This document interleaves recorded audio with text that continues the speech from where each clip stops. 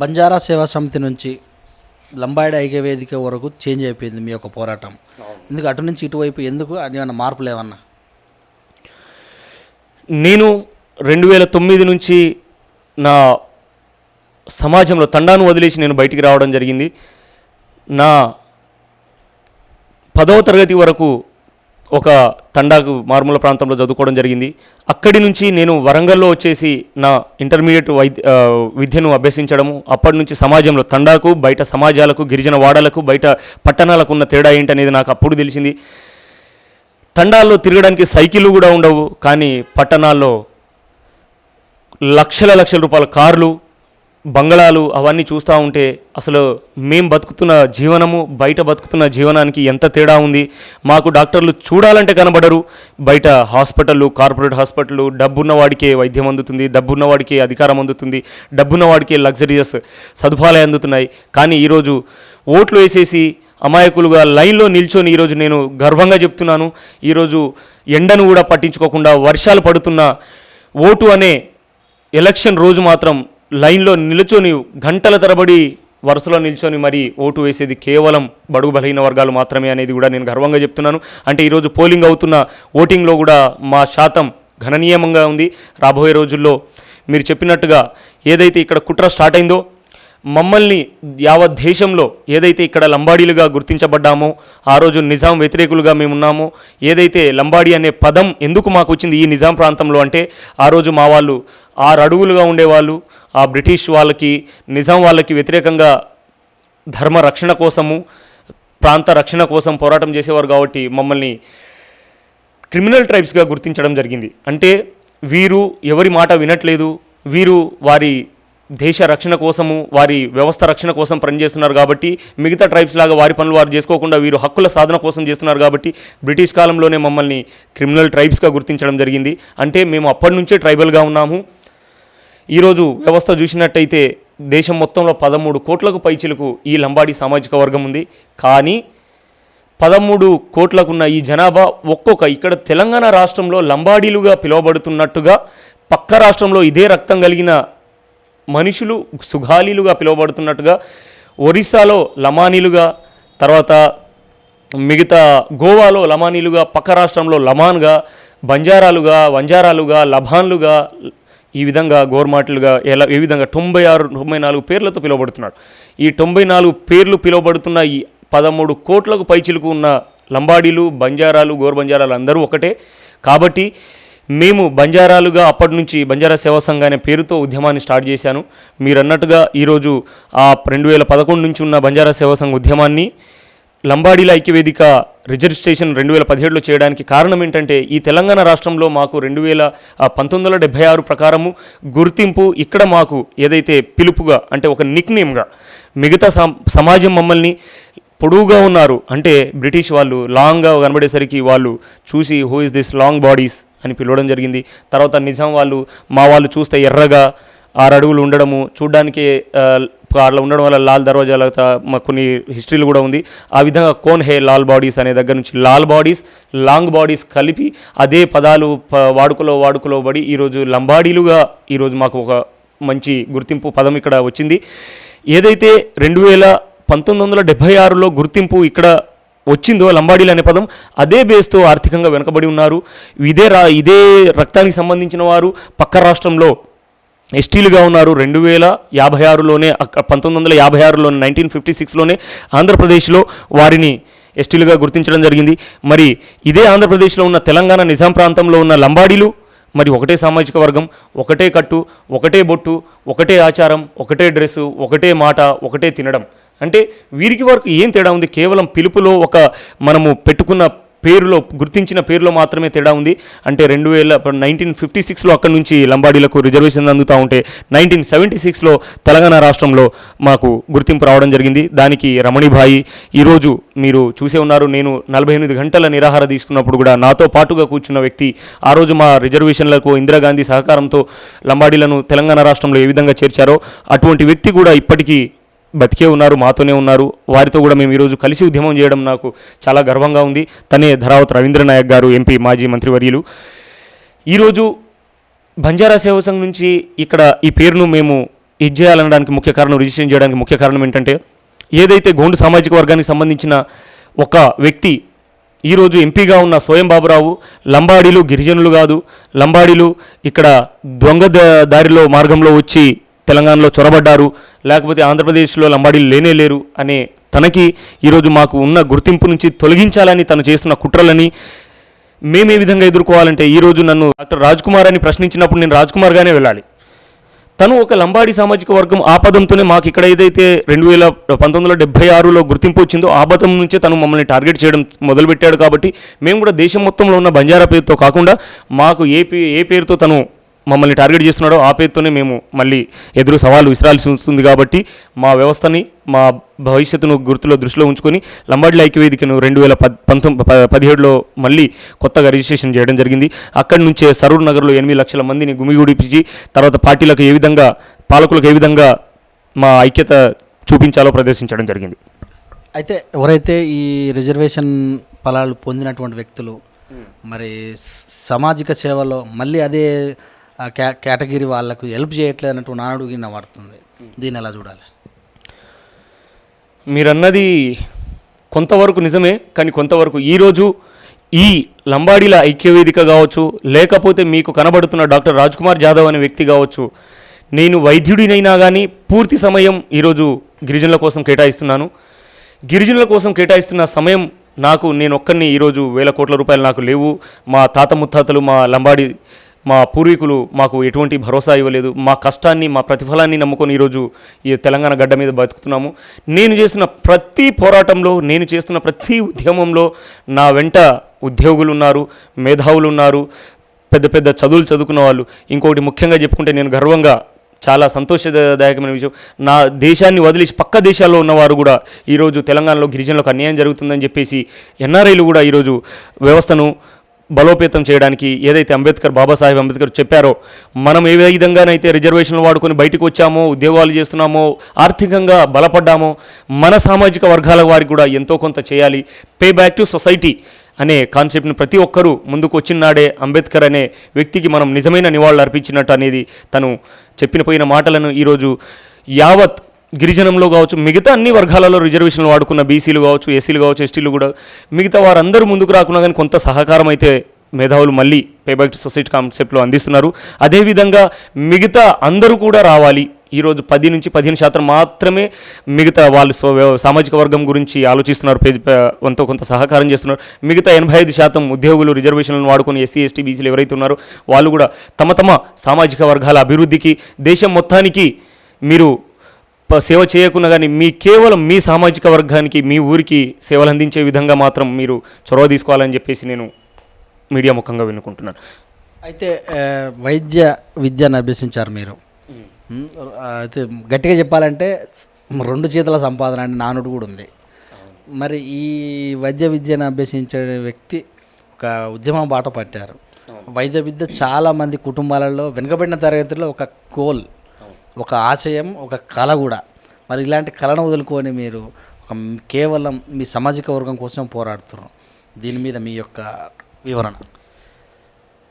ఈరోజు డాక్టర్లు అంటే ఎక్కడ సమాజంలో కనబడరు. కేవలం వారిని చూడాలంటే డబ్బులు కట్టేసి వాళ్ళు ఏసీ గదిలోకి పోవాల్సిన పరిస్థితులు మనం చూస్తూ ఉన్నాం. కార్పొరేట్ వైద్యశాలలు కావచ్చు, గవర్నమెంట్ ఎక్కడైనా కానీ. అంటే డాక్టర్ని చూడాలంటే, తన మాటలు వినాలంటే, మన బాధలు ఆయనకు చెప్పుకోవాలంటే పైసలు పెట్టిపోయే రోజులు అటువంటి అదృష్టమైన, పైసలు వస్తూనే దేవుడిగా పూజించబడుతున్న ఏకైక ప్రొఫెషన్ ఏదైనా ఉందంటే వైద్యుడు మాత్రమే. దేవుడు కనబడడు, కానీ ఈ భూమి మీద కనబడే ఒకే ఒక వ్యక్తి డాక్టర్. ఎటువంటి సమస్యలున్నా కులాలకు అతీతంగా, మతాలకు అతీతంగా చేతులెత్తి జోడించి నమస్కరించేది కేవలం డాక్టర్ గారిని, దేవుళ్ళ తర్వాత. కాబట్టి మీరు చెప్పినట్టుగా అనుకుంటే ఏసీ గదులు బయటికి రాకుండా, ఏసీ కార్లకు వెళ్ళి బయటికి రాకుండా 2 చేతులారా లక్షలు సంపాదించే వైద్య వృత్తి నాది. అయినా కానీ నాకొకటే ధ్యేయం, నేను చదువుకున్న చదువు, నేను సంపాదించిన జ్ఞానము నా జనులకు ప్రశ్నించే విధానానికి, వారి అభివృద్ధికి ఉన్నన్ని రోజులు సహకారంగా ఉండాలి. వారి విలువలను, వారి గళాన్ని వినిపించే విధంగా ఈరోజు నా వైద్య వృత్తి కూడా త్యాగం చేయాలని అనుకున్నాను. త్యాగం చేస్తూనే నా ప్రతి సంతోషాన్ని కూడా నా లెక్క చేయకుండా కేవలం రోడ్ల మీద కావచ్చు, పోలీస్ స్టేషన్లు కావచ్చు, మీడియా ముందు కావచ్చు, ఏజెన్సీలు కావచ్చు, తండాలు కావచ్చు, అడవులు కావచ్చు, తిరుక్కుంటూ ఎక్కడ సమస్య ఉంటే అక్కడ నా వంతు ప్రయత్నంగా ఈరోజు వ్యవస్థను నడుపుకోవడానికి వెళ్తూనే ఉన్నాను. నాకు పైసలే, నిజంగా మీరు చెప్పినట్టు అందరిలాగా పైసల మీద మక్కువనే ఉంటే నేను కూడా ఈరోజు సొసైటీ కోసం ఆలోచించేవాడిని కాకపోవచ్చు. కానీ నాకు డబ్బులు కాదు ముఖ్యము, నా గిరిజనం, అన్యాయానికి గురవుతున్న నా గిరిజనం ముఖ్యము. ఇంకొక దౌర్భాగ్యమైన దుస్థితి ఏంటంటే, రాజ్యాంగం స్వతహాగా ఇచ్చిన హక్కు ఈరోజు గిరిజనులకు ఎక్కడ ఏ చిన్న చీమ కుట్టినా, ఏ చిన్న అన్యాయం జరిగినా ప్రశ్నించే హక్కు ఈరోజు ప్రతి రాష్ట్రంలో ఉన్న గవర్నర్కి ఉంటుంది. సీఎంలకు కూడా లేనిటువంటి అధికారాలు ఈరోజు గవర్నర్కి, గిరిజనులకు, ప్రత్యేక గిరిజనులకు చూడడానికే ఈరోజు గవర్నర్ అధికారాలు ఉన్నాయి. కానీ ఈ తెలంగాణ రాష్ట్రంలో చూస్తే, నేను వైద్య విద్యను అభ్యస్తున్నప్పటి నుంచి చూస్తున్నాను, గిరిజనుల పక్షాన మాట్లాడే గవర్నర్ని నేను ఇప్పటిదాకా చూడలేదు. గిరిజన తండాలకు డైరెక్ట్ వెళ్ళేసి మాట్లాడిన ఏ ఒక్క నాయకుల్ని ఈరోజు ఇప్పటిదాకా నేను చూడలేదు. వారి సమస్యలను దృష్టిలో పెట్టుకొని మోట్ల వరకు మాత్రమే స్పీచ్లు ఇచ్చి వెళ్ళిపోయే నాయకులను, పార్టీల నాయకులను, రాజకీయ నాయకులను చూశాను తప్ప వారి గోడును పట్టించుకొని నిజంగా వీరు సమస్యలో ఉన్నారు, వీరి అభివృద్ధికి వీరు కూడా మనుషులే అని చెప్పేసి వారిని పట్టించుకున్న దాఖలాలు ఎక్కడ కనబడలేదు. ఈవెన్ గవర్నర్ కూడా ఈరోజు పట్టించుకోలేని దాఖలాల్లో ఉన్నారు. ఏమన్నంటే, గుడ్ల చుట్టూ మన నరసింహం గారు, సరే దేవుళ్ళ మీద ఎంత తనకు మమకారం ఉన్నా, మాకు కూడా దేవుళ్ళ మీద మమకారమే ఉంది, మేము కూడా పూజిస్తున్నాము, మాకు కూడా కులదైవాలు ఉన్నారు, మాకు కూడా ఈరోజు అందరూ ఉన్నారు, మేము కూడా పొద్దున్న లేచి దండం పెట్టుకుంటున్నాము. మేము చేసేది, భగవంతుడు కూడా ఒకటే చెప్పాడు, మానవ సేవే మాధవ సేవ. నన్ను వచ్చేసి 100 కోట్ల రూపాయలు, లక్షల రూపాయలు కిరీటాలు పెట్టుకుంటూ హుండీలో వేయడం కాదు, ఆ రూపాయిని పేదవాడికి ఒక గుప్పెడు అన్నం పెట్టడానికి ఉపయోగపడండి, లేకపోతే వారి జీవనానికి అభివృద్ధికి ఉపయోగపడండి, ఆ మానవ సేవనే మాధవ సేవ అని చెప్పినారు. మరి ఈరోజు మా తెలంగాణ గవర్నర్ గారికి, నరసింహన్ గారికి మరి ఇటువంటి విన్నారో లేదో, చాలా పెద్దలు వారు. నేను ఒక చాలా వయసులో తన మనవని స్థాయిలో ఉన్న వ్యక్తిని నేను ప్రశ్నిస్తున్నాను. దయచేసి ఇంత హోదాలో, ఇంత వయసులో, ఇంత అనుభవం ఉండి, ఇంత గవర్నర్ హోదాలో ఉన్న మా గవర్నర్ గారికి కూడా నేను చేతులారా నమస్కరించి వేడుకుంటున్నాను. దయచేసి మీకున్న ప్రత్యేక అధికారాలను వినియోగించి, గవర్నర్కి మాత్రమే ఉంది గిరిజనులకు అన్యాయం జరిగితే ప్రశ్నించే హక్కు, గిరిజనులకు న్యాయం ఎక్కడన్నా చేయాలనుకున్నా కానీ మీరు అనుకుంటే ఏ సీఎం కూడా అడ్డురారు. కాబట్టి రిజర్వేషన్లలో కూడా చొరవ తీసుకొని రాజ్యాంగబద్ధంగా వాళ్ళకి రావాల్సిన వాటాను వారికి ఇవ్వండి. ఇప్పటివరకు ఏదైతే 6% ఇంప్లిమెంట్ అవుతుందో, నిజంగా ఆ 6% రిజర్వేషన్లు కూడా ఇంప్లిమెంట్ కాలేని పరిస్థితులు. 3.1% మాత్రమే, అది కూడా ఎప్పుడో ఒకసారి గవర్నమెంట్ ఉద్యోగాలు వస్తేనే తప్ప, అది కూడా ఇప్పుడు ఈ మధ్యలో గవర్నమెంట్ ఉద్యోగాలు ఎక్కడ కనబడట్లేదు, ఎవరూ లేరు. కష్టపడి ప్రతి వ్యవస్థలో ఎంతో కొంత నైపుణ్యతను గ్రహించుకుని ఈరోజు గిరిజనులు కూడా బయటకు వస్తున్నారు. కానీ ఈరోజు చిచ్చు పెట్టేసి రాజకీయాల కోసం గిరిజనులను అభివృద్ధిని కుంటుపడే విధంగా వస్తున్నారు. కాబట్టి గవర్నర్ కూడా చొరవ తీసుకొని ఇటువంటి వాటిని ప్రశ్నిస్తూ వారికి భరోసా ఇవ్వాల్సిందిగా గవర్నర్ని కూడా నేను వేడుకుంటున్నాను. మరి రాబోయే రోజులలో రాజ్కుమార్ గారు వారి యొక్క ఉద్యమం ఎలా ఉండబోతుంది, ఒక 2 మాటల్లో? ఈ తెలంగాణలో అత్యధిక జనాభా శాతం ఉన్నది గిరిజనులు. అందులో 85% అంటే ఒకే రక్తం కలిగిన వాళ్ళు లంబాడీలు. అంటే చాలా బలమైన కమ్యూనిటీ. ఈరోజు ఎస్సీ సామాజిక వర్గం చూసుకుంటే ఒక రక్తానికి ఎక్కువ రక్తానికి సంబంధం లేని 70-80 కులాలు ఉన్నాయి. ఈరోజు బీసీ సామాజిక వర్గాన్ని చూసుకుంటే గౌడ్లు, యాదవులు, ఇలా మనం చూస్తే 100 ఉపకులాలు ఉన్నాయి. కానీ ఈరోజు ఎస్టీ సామాజిక వర్గంలో చూసుకుంటే ఉన్న కులాలలో 15% వాళ్ళు, మిగతా మా ఆదివాసీ సోదరులు, గిరిజన సోదరులు, ఉపకులాలు ఉంటే, ఈరోజు అతిపెద్ద జాతి, ఒకటే రక్తం కలిగిన జాతి ఈరోజు తెలంగాణలో ఏదైనా ఉందంటే సర్వేల ప్రకారం మనకు తెలిసినది కేవలం తెలంగాణలో ఏకైక రక్తం ఉన్న పెద్ద జాతి లంబాడీలు. ముందుగా మా ఉద్యమాన్ని లంబాడీల నుంచే మొదలు పెట్టాలనుకున్నాము. ఏదైతే సమాజ నిర్మాణాన్ని ఇచ్చేయాలనుకున్నామో, స్థాపించాలని మహనీయులు కలలు కన్నారో, అటువంటి సమాజ నిర్మాణం కోసం ఈరోజు ఒక డాక్టర్ అనే వ్యవస్థను కూడా పక్కన వదిలేసి నా సంపాదనను, నా సంతోషాలను, నా భవిష్యత్తును, నా కుటుంబాన్ని కూడా నేను నిజంగా చెప్పాలనుకుంటే, మా ఇంట్లో కుటుంబీకులు చనిపోయినా కానీ నేను ఇంటికి పోలేని పరిస్థితి. నేను కొత్తగూడెంలో ర్యాలీలో పాల్గొనడం జరిగింది. తర్వాత మహబాద్లో ర్యాలీ చేసి ఆ రోజు మా జరుగుతున్న కుట్రలకు అది వ్యతిరేకంగా మహబాద్లో కూడా అరెస్ట్ అయ్యి పోలీస్ స్టేషన్లో ఉన్నాను. అంటే కుటుంబాన్ని కూడా ఈరోజు లెక్క చేయకుండా వారితో, తల్లిదండ్రులతో కూడా మాట్లాడలేని పరిస్థితిలో ఉన్నాను. కానీ మహనీయులు ఏదైతే కలను కన్నారో వారి ఆశయ సాధన కోసం మేము నడవడానికి అంతిమం వరకు మేము కూడా కృషి చేస్తాము. సమాజ నిర్మాణాన్ని చేయాలంటే మొత్తం ఒకేసారికి వెళ్లకుండా ముందు మా ఇంటిని చక్కదిద్దుకొని మా సొంత సామాజిక వర్గాన్ని చైతన్యపరుచుకుంటూ, తరువాత దళిత సామాజిక వర్గాన్ని, తరువాత మా గిరిజనంలో ఉన్న మిగతా గోండు, కోయ, వెలమ, కోలాం, మన్నెవార్, తోటి, ఎరకల, చెంచు వారిలో కూడా చైతన్యం తీసుకొచ్చి మనమందరం ఐక్యంగా ఉండాలని, దాని తర్వాత దళిత వర్గాలను, తర్వాత బీసీ మా సోదరులు ఏదైతే మాకు పెద్దన్నలుగా ఉన్నారో, ఈరోజు గిరిజనులకు పెద్దన్నలుగా ఉన్నారో బీసీ మా అన్నలను కూడా కలుపుకొని రేపటి రోజున వారిని పెద్దపీట వేసే విధంగా, వెనకాల నుంచి మేము వారికి సపోర్ట్ చేసుకునే విధంగా రాబోయే రోజుల్లో తెలంగాణ రాష్ట్రంలో ఏదైతే మేము సమసమాజ నిర్మాణానికి ఈరోజు మా జీవితాలను త్యాగం చేస్తున్నామో అది పక్కా సాధించే తీరుతాము.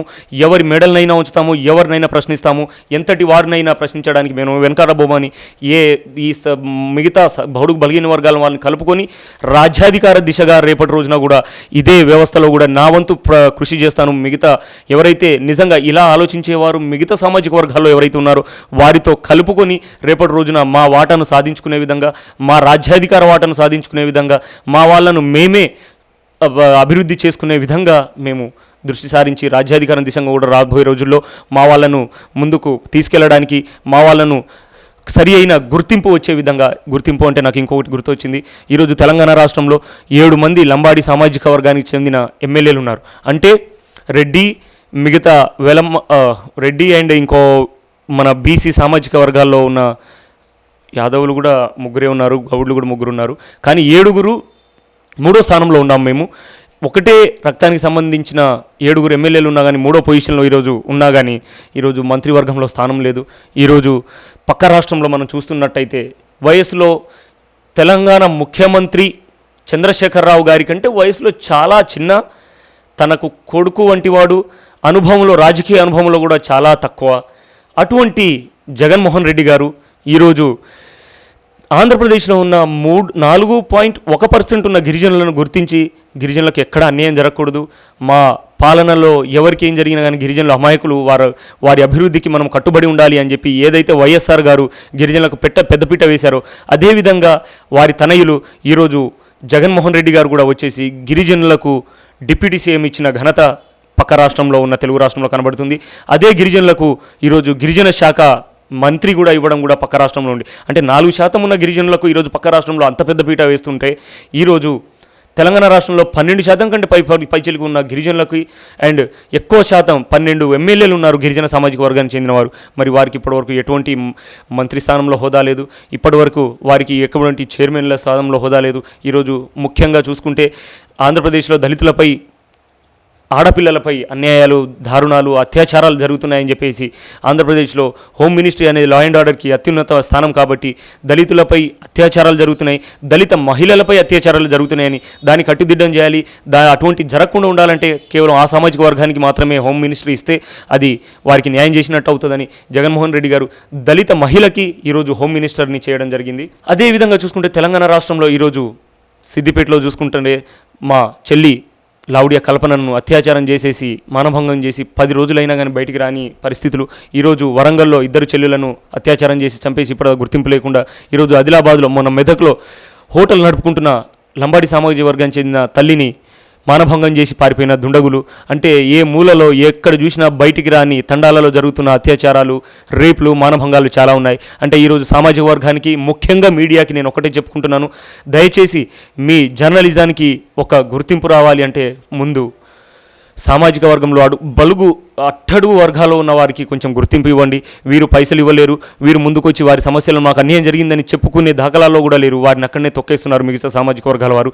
కాబట్టి ఢిల్లీలో జరిగితేనే రేపు కాదు, లేకపోతే హైదరాబాద్లో జరుగుతున్న రేపు కాదు, తండాలో జరుగుతున్న చెల్లెళ్ళది కూడా వాళ్ళకు కూడా అత్యాచారం జరుగుతున్న వాటిని కూడా రేపులుగానే గుర్తించాలి, వారికి కూడా ప్రొటెక్షన్ ఇవ్వాలి, వాళ్ళకు కూడా సొసైటీలో గిరిజనులకు అన్యాయం జరుగుతుందని చూపించాల్సిందిగా బాధ్యత ఈరోజు జర్నలిజానికి ఉంది.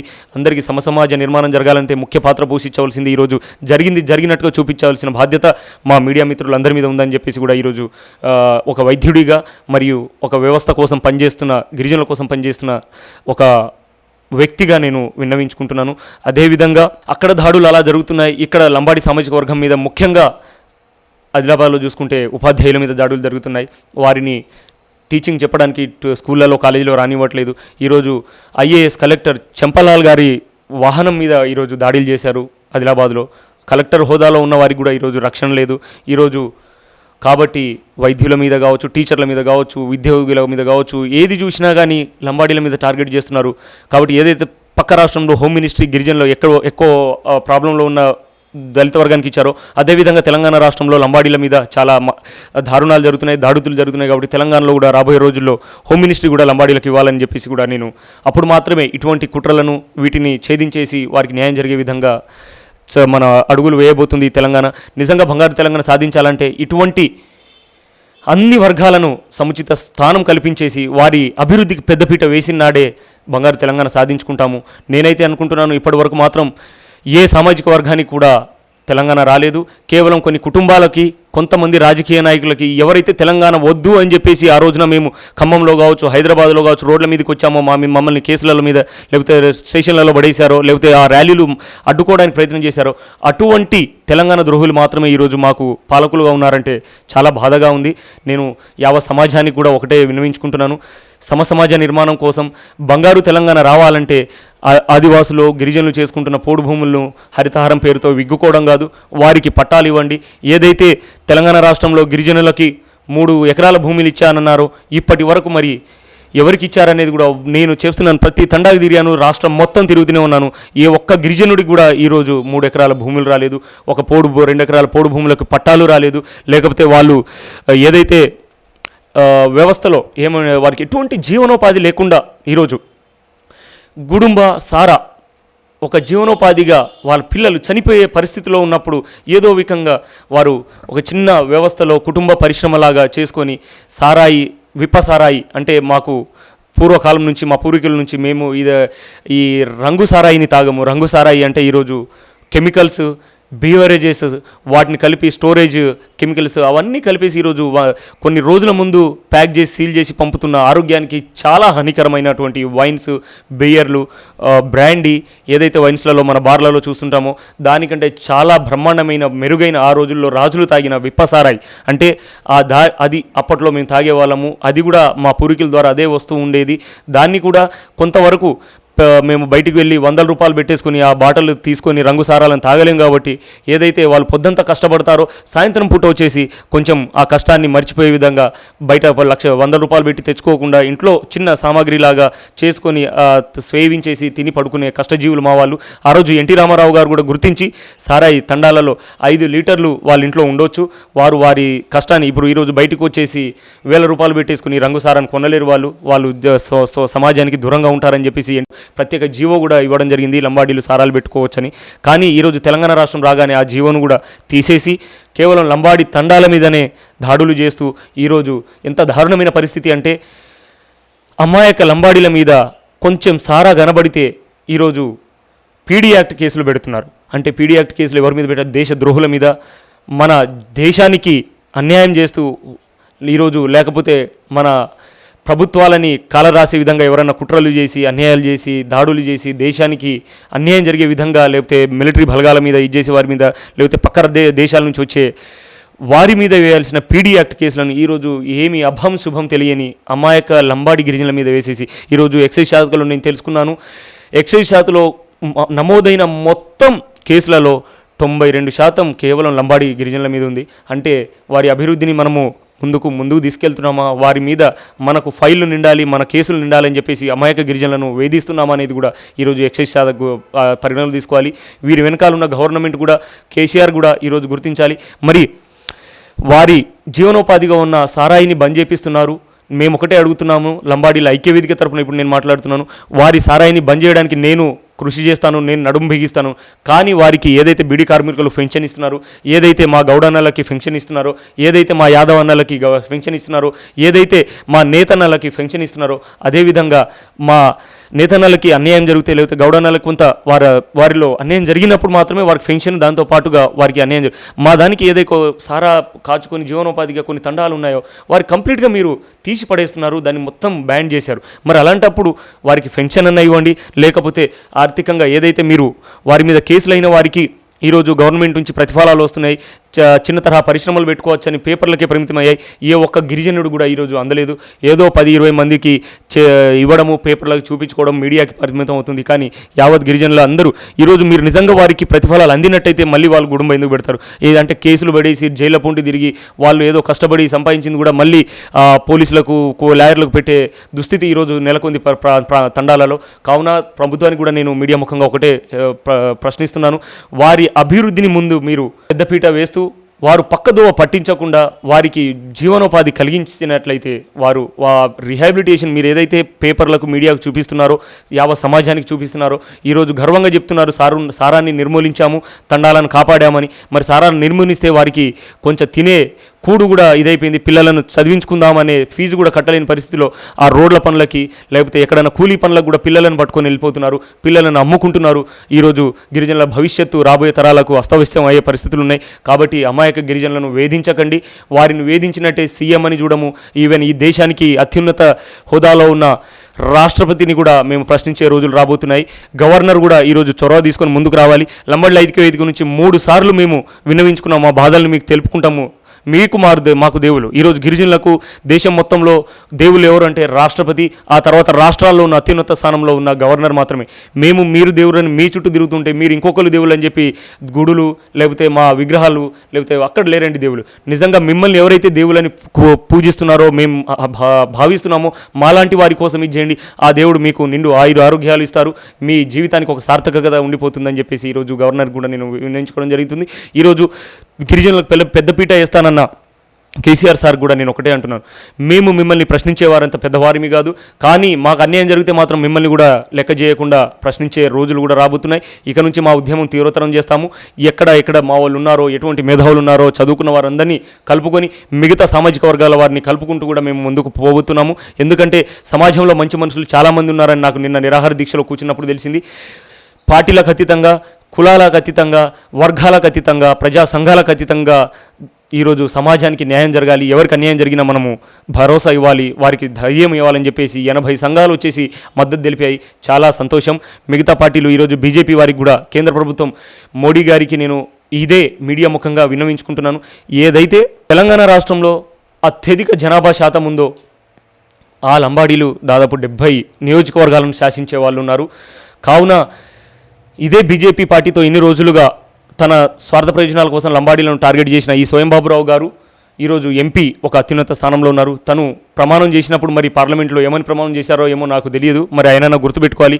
వర్గాలకు అతీతంగా, మతాలకు, కులాలకు అతీతంగా నేను నా విధి నిర్వహణలో పాల్గొంటానని చెప్పిన వ్యక్తి ఈరోజు ఒక కులాన్ని టార్గెట్ చేస్తూ వారిని ఇది చేయడం కరెక్ట్ కాదు. ఈరోజు ముస్లిం మైనారిటీలను కూడా ఈరోజు టార్గెట్ చేసి మాట్లాడుతున్న స్వయం బాబురావు గారికి ఈరోజు గిరిజన జాతులైన ఆదిలాబాద్లో మా గౌడన్నలు ఉన్నారు, మా యాదవ్ అన్నలు ఉన్నారు, మా మిగతా బీసీ వర్గాల వారు ఉన్నారు, మిగతా గిరిజన నేతలు అందరిది వారి భూములు కూడా ఈరోజు మేము ఏజెన్సీ అంతా మా హక్కు అని చెప్పేసి కేవలం మా బీసీ కులాల వారిని కూడా బెదిరిస్తున్న రోజులుగా న్యూస్లు చూస్తూ ఉన్నాము. ఈరోజు మైనారిటీలను కూడా బెదిరిస్తున్నారు. మీ కేసీఆర్గా మన ఎంపీ స్వయం బాబురావుకి నేను ఒకటే ప్రశ్నిస్తున్నాను,